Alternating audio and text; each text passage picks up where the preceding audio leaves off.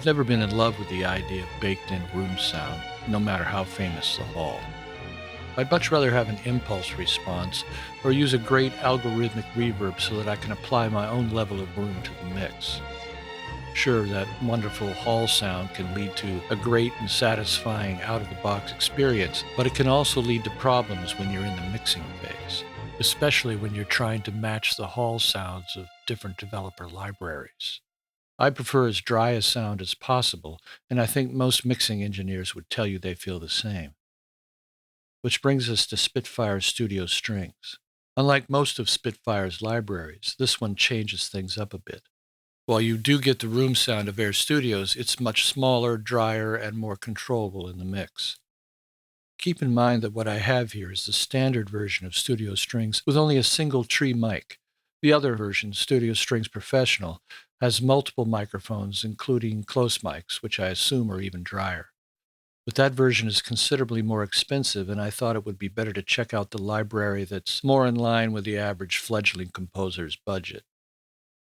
Studio Strings works in Contact Player, which is great for those of you who don't have the full version of Contact. I could go on a mini rant about why every composer should have the full version of Contact, but I won't. So if you don't have it, you're in luck. Studio Strings will work just fine in Player. The first thing that struck me about this library is that it doesn't skimp on articulations.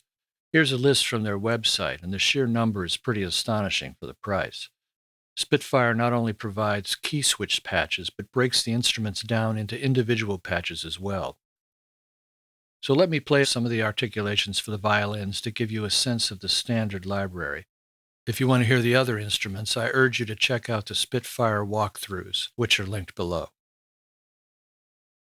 First, everybody's favorite, legato, with some nice velocity-controlled portamento. I'll give it to you without any reverb so you know exactly what you're getting.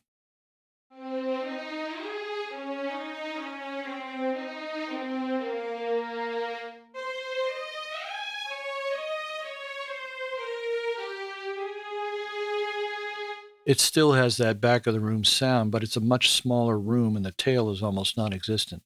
Now I'll play it again with my own favorite hall added to give you an idea of what you can do at the mixing stage.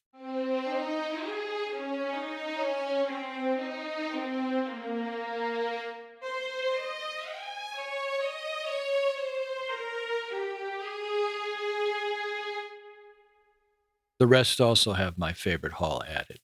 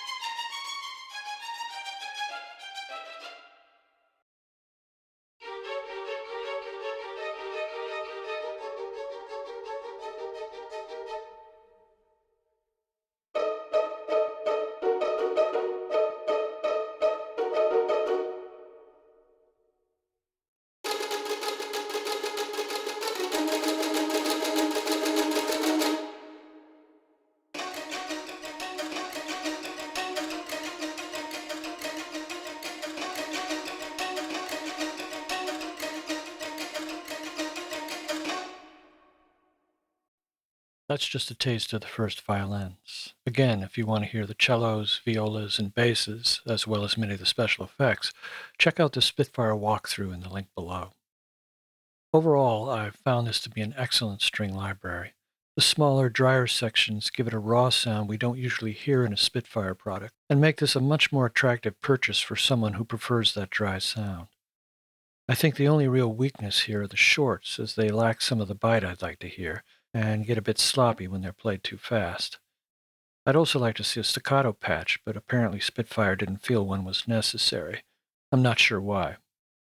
That said, if you're looking for a set of strings and aren't usually wooed by great hall sounds and multiple microphone positions, Spitfire Studio Strings is a solid and affordable purchase. That's all for now. See you next time.